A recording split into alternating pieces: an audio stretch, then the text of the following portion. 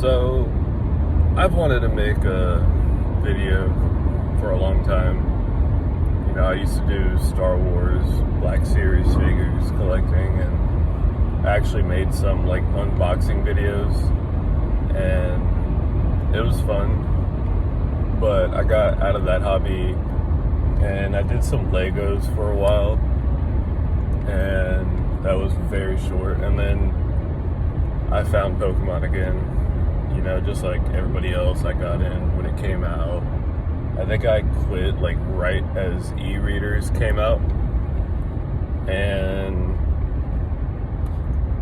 whenever I got back into Pokemon again, it was like probably like January when Crown Zenith was going to be coming out. And only reason I did is because my wife randomly bought some packs at Target, and she opened them up, and I watched her, and I was like mesmerized by how they look.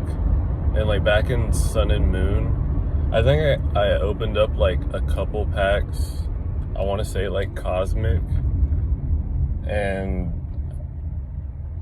I didn't get much. I think I might have opened like a Rebel Clash or something that had like the gold scoop up net, and nothing like caught my eye, and I thought the GXs looked weird. And so after we opened those packs, we went to Target. We didn't have the kids for a week. They were out of town. And went back to Target. And within a week, we kept going back and buying more packs, kept buying packs. And we probably made at least like 5 trips to Target. And that was back when they still had like the Rayquaza boxes and stuff. There was still a lot of stock. And we spent about like $1,000 in that week just opening packs. And I remember I opened a Lost Origin and got the Mew Secret Rare, whatever it is, the Trainer Gallery black and gold one. And I like screamed like a girl and told my wife about it, and thought it was just like expensive or something. Looked up the price. I think it was like $10 to $20. But so I've been back in for what, 3.5 years now or so. And when Scarlet and Violet came out, I got to open up the Japanese. I was still learning how it all worked. Like Japanese came out first, and so my LGS had, what was it, Scarlet packs, and I opened them. I pulled a Koraidon EX, and I just thought it was crazy, like going back to EXs, because I missed that whole era. And I think my first AR I ever pulled from SV was the Wiglet, and I thought it was beautiful. And from then I was pretty much hooked.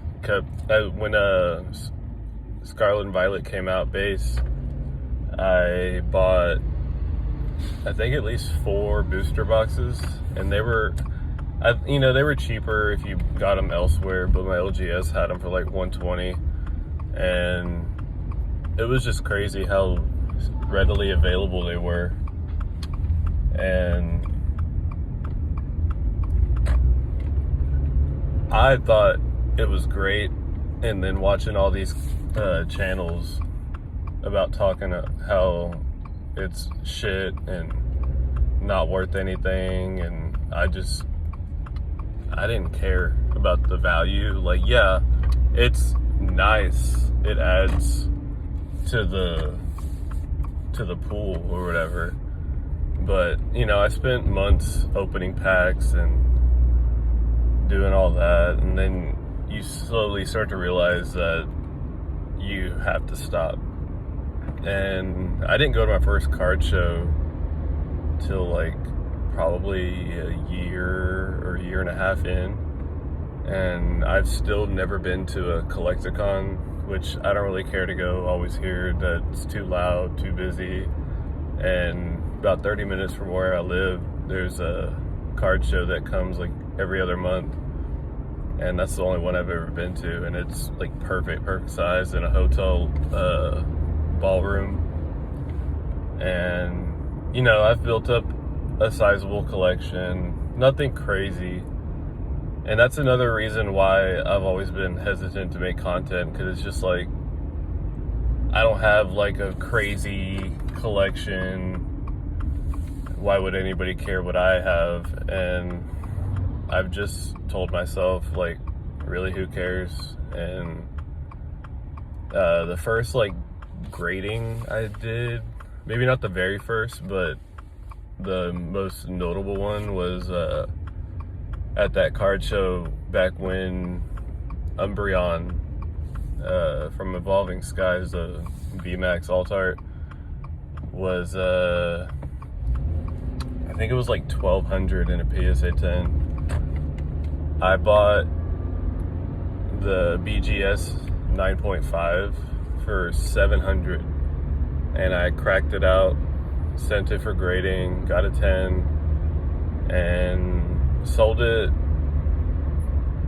I mean, not like crazy, it was a little bit under, but I just wanted to turn the money over. Sold it for 1,000, and that was the same time when the Crown Zenith packs, the Sea and Sky boxes, were hitting Sam's, and before lines were building up to get any product. You could just walk in and they were still on the pallet. And I regret not putting that whole 1,000 into it. I ended up getting, what was it, 6 boxes or so, 84 packs. Broke them down. I've just been saving them. You know, back then it was like, came out to like $2.8 per pack, and now they're what, pushing 25. So that's like the best investment I've ever had.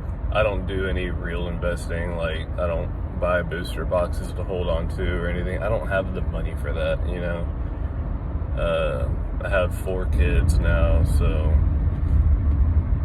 really it's just going to the card show. I've slowed down a lot. I don't hardly ever open packs anymore, and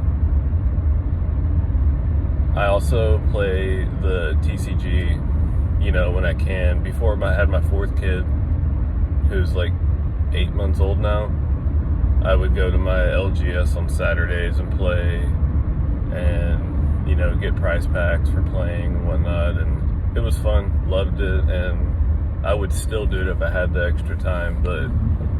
And I play online every now and then, but it's just not the same, so I don't hardly care about it. And I will play, but it's hard to be into it, and just the time, because if the baby needs something, you gotta stop. There's a timer on it for your actions, and I just don't have the time. But I do keep up with all the regional championships, and NAIC just happened, North American International Championships. I watched all of that. So I keep up with the meta, and, you know, any packs I do open every now and then, that's one thing. It makes opening packs feel a lot better, because whenever you open like a trainer card that you needed, or just like extras to hold on to in your stock, like it makes opening a pack feel more valuable. All the small hits just make it feel better. Like even the special red card, I pulled like 2 of those, and that was the best hit in the pack for me. But yeah, I don't know, I've wanted to make a video for a long time, just been way too nervous, even though I've made some videos in the past looking like a fool opening toys. But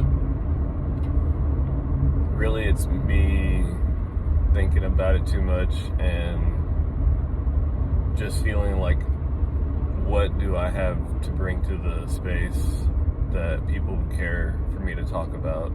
And I've built up a lot of knowledge, and I just love it. Love playing it. Love collecting. Don't really invest unless you call me like holding onto those Crown Zenith packs investing. But I'll buy some products whenever I'm able to and just hold them for a little bit and sell them, like take them to the card show, put them for trade. The last card show I went to, I got the Simplified Chinese Gengar from Gym Pack 3 in a 10, and it was $475, and I got it for $475, and now that was like a week before it started shooting up to like 900, 1,000. I even told the vendor, I was like, I just feel like it's super undervalued right now. And that's like another thing. I kind of look at what is undervalued and buy it, and then just put it towards another trade. I got the from Bandit Ring, which was Ancient Origins. I got the Rayquaza EX, the gold one, the shiny, in a 10, and it was unlimited, Japanese. And I had been looking at it when it was $400 on eBay, and I just knew it was way undervalued. And I saw it steadily going up, so when it hit 800, I went ahead and got it, and then went all the way up to about 2,800 within the year that I got it.